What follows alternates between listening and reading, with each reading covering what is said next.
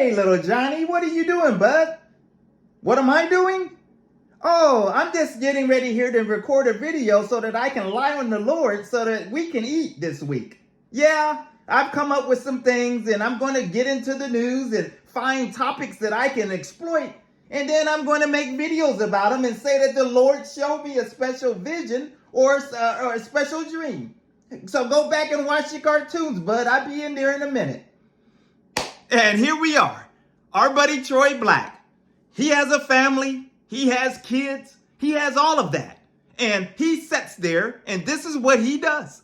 He comes on once again to ride the YouTube algorithm to lie on the Lord.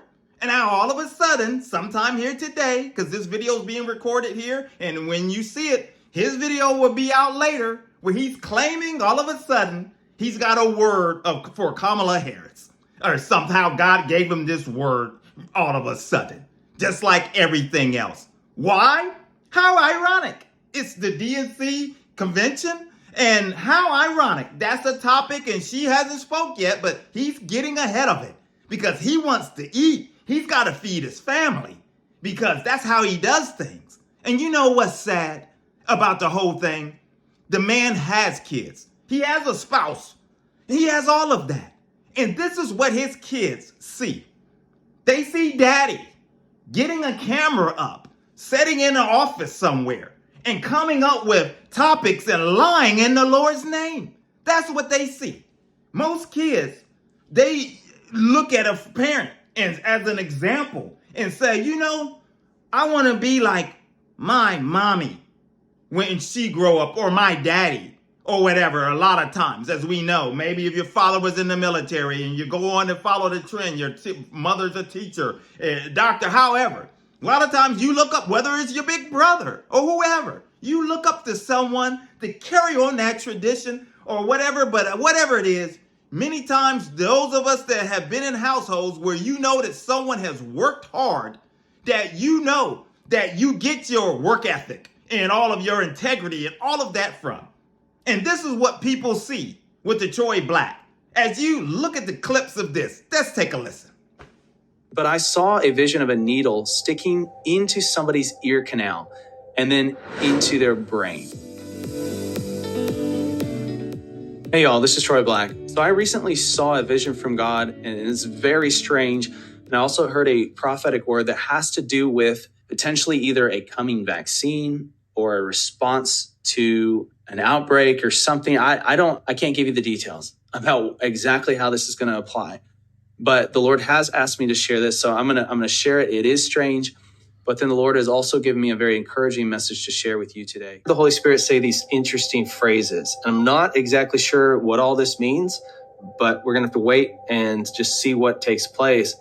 But I heard the Lord say Manhattan Island, then he said Times Square debacle, and then he said a debate spilling over into the streets of society, potentially affecting the masses. Then I heard one violent spectacle, one violent night. And that's him on a daily, weekly basis with this ludicrous type events that come up to where he has these weird visions and dreams and all of that. Many of it is from self. Many of it is because he's just, some of these people, as I say, they're gone. They need to seek some type of mental health therapy or something for some of them. And then some of them are being exploited and used by demons. That's what it's all about with many of these people. And unfortunately, Troy Black falls into the category of something there because he is nothing but a charlatan that's out here. And he's more than that, even more, because he's exposed himself. He said he's into the deep state. He's an undercover Christian nationalist. He's all of that. And making me wonder with some of the people that he supports that this guy's way, way out there further than what he portrays. And he thinks he's slick, but the Lord is continuing to expose him. And it's a shame that people like this is what they continue to go along and follow these YouTube psychics is what I call them. Him, Amanda Grace, all of the ones that come along daily, weekly with messages supposedly from the Lord. And we know that this is not of God. Many of these things that God, listen, you hear, the Lord showed him something he can't figure it out. It's always that. He's very vague. He sticks a carrot out for people to try to bait them in by coming across with this regular Bible teaching. So you think that, oh, he's so genuine. Little Johnny, his son comes in. I don't know if that's whatever his son's name. Comes in on the camera. Oh, he's so cute. Oh, everybody, they think they're slick. Or these guys, they bring their wives in now. Have you noticed this? They want to bring their wives in, and the wife sits right next to them, starts reading scripture, and then they supposedly telling you something when they're sitting and living in a household with a fraud themselves. So they're under a strong delusion as well. They don't have nothing to tell me because they're just, if they had any kind of sense and discernment, they wouldn't be allowing themselves to sit in a household and have a man, head of the household, misleading his family spiritually. This is why Troy Black is a spiritual deadbeat dad. This is why we talked about Marcus Rogers being one. Troy Black is another one because he has kids that are being led astray. You see, my father, when he died June, as you see here in this picture, that's my daddy. That's daddy. That's me standing in front of my daddy. There's another picture there with him holding me with my mother there. Now, my mother committed suicide 2 years earlier.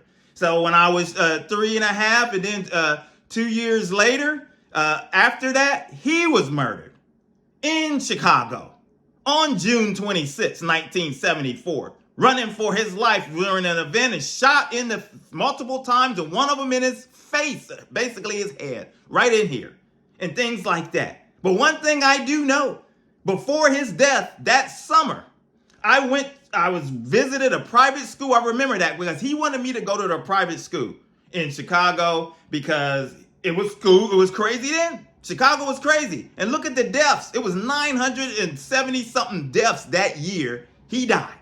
Chicago's been crazy since the days of Al Capone. It's been crazy. And they all of a sudden want to make like it's just something that happens overnight or whatever. There's a lot of reasons why that city, why things are chaotic there is the way that it is. That's a whole nother subject. But one thing, my dad, he worked 3 jobs. When he got out of the military, out of the Navy, he was a postman. He worked at the junkyard. I remember going to the junkyard with him because I cornered a cat and that cat scratched me and attacked me. And I remember that. And he cleaned schools as well, part-time at the public schools. 3 jobs. He bought a complex that had multiple units in it, renovated it, and rented them out. And that's where we stayed at, South Oglesby. Where, for those of you from Chicago, I haven't been back since the death that ever happened, but South Oglesby, I remember it being close to the beach somewhat. And we would go to the beach all the time when we had a live-in nanny. And she'd take us there, and I ride my big wheel and things down there. And me and my brother would go down there. I remember that. I heard the area is really built up there near that area. So those of you that may be aware, put it in the comments. I would love to hear more about that particular area or whatever. But however, he worked hard.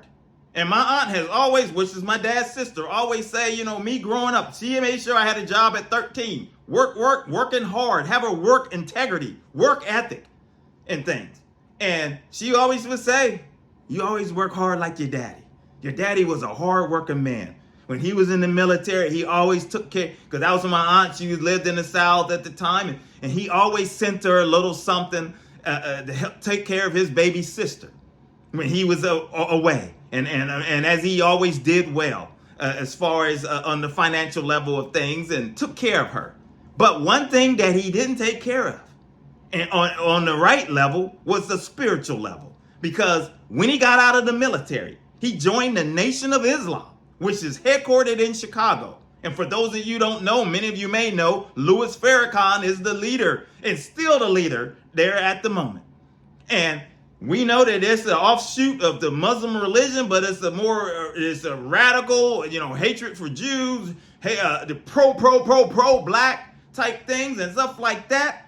I don't know why he joined it. I don't know why. I just know during that era in the 60s was very chaotic. You had the civil rights things going on. You had Martin Luther King trying to make a difference. You had the Black Panthers that had enough. You had a lot going on. So you had various ways that you could go back then.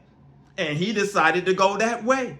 And I remember a time or two going to the mosque with him as a kid, while he would be in there and I'm playing in the lobby. But I never went in when they were doing whatever they do inside of a mosque, because I've never been in one since. So I don't know if they're in there praying or there's preaching in there. I don't know what goes on in there. But that was what happened. And then on that day that he died, and I'm sure when he was running for his life, as you see right here, my little baby picture was in his wallet.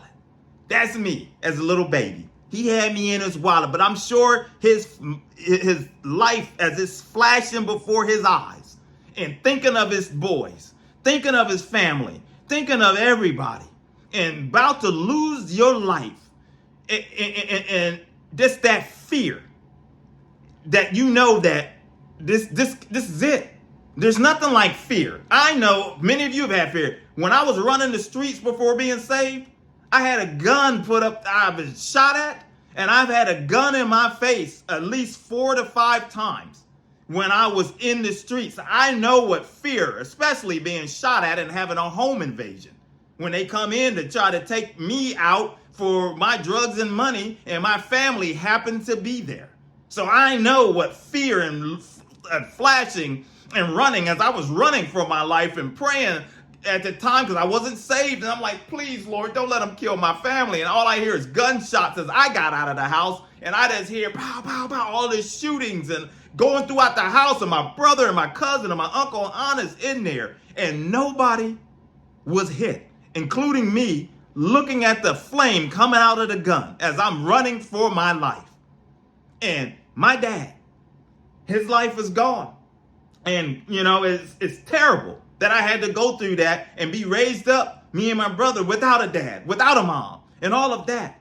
But one great thing is that the Lord protected me and kept me through the years until I finally sought him out and finally surrendered my life to him. And when I finally did it, and after experimenting with the world and playing around with everything else and acting a fool and trying to find something to fill the void from within, finally in 1992, when I said I had enough and decided that, you know what, after all my multiple friends of mine were killed or locked up in jail for just acting a fool and acting crazy, and I finally surrendered and gave my life to him, I'm forever grateful for what he did. Because ultimately, if I would have stayed in that lifestyle, it would have been not good. It wouldn't have been good, because I would have died in a sinful state without Jesus. That's what would have happened to me if I would have continued on. And unfortunately, if my dad still would have been alive, I would have been so rooted in the nation of Islam, in a false religion. It would have been deeply rooted inside of me. No telling how far I would have went up down the road with that, to where it would have been a road of no return. So it's sad I lost my dad and my mother too. But it's this, I'm thankful that he saved me and allowed me to be a light for the rest of my family. And I'm forever grateful for that. So for anybody such as a Troy Black and all of these others that I talk about, for them to spiritually destroy their families for money, for fame, and for whatever else, for clicks and all of that kind of stuff, for them to do that, there's going to be the Lord. They're going to have to stand before the Lord one day and answer for their foolishness. They're going to have to answer. Their kids are going to become grown one day and old enough to understand. And they're going to look back and they're going to see that daddy was lazy, that daddy was trying to take a shortcut in life, that daddy was setting up there and trying to take advantage of this new digital media age. And instead of getting their butts out there and going working a real job and being an example to the family and everybody else within your community, you want to take a shortcut and lie on the Lord. Shame on you. And anybody else that is doing that, shame on you. I would not want to be in your shoes, walking in your shoes when the day of judgment comes, because you're going to have to answer for that. I'll never turn my back on the Lord. Never. People have asked me that all through the years. Would you ever go back? The money and all of that? Heck no. It's not worth it. There's plenty of times I never forget. And I'm going to share with you a testimony of somebody that I've seen recently in a prison when I had to make a visit. I'm going to share that testimony with you in another video, and you're going to be really shocked and surprised, and it just validates to me even more. I am thankful for what the Lord has done for me, and I'll never forget it, and I'll continue to tell people about the goodness of him. I'll continue to warn others, and I don't care about the flack that I will receive, because you don't know what little difference for each one of you out there. It's just the little things. It's the little things. Somebody's watching you. Someone is watching you, and especially if you got little ones and you're around there and whoever else. Don't let the devil get the victory and allow him to get the glory. Because on this channel, God gets the glory. We take the devil head on, punch him right in between the chops. Evangelism for God is the channel. My name is Maurice Braxton. Until the next video, my friends, take care. God bless.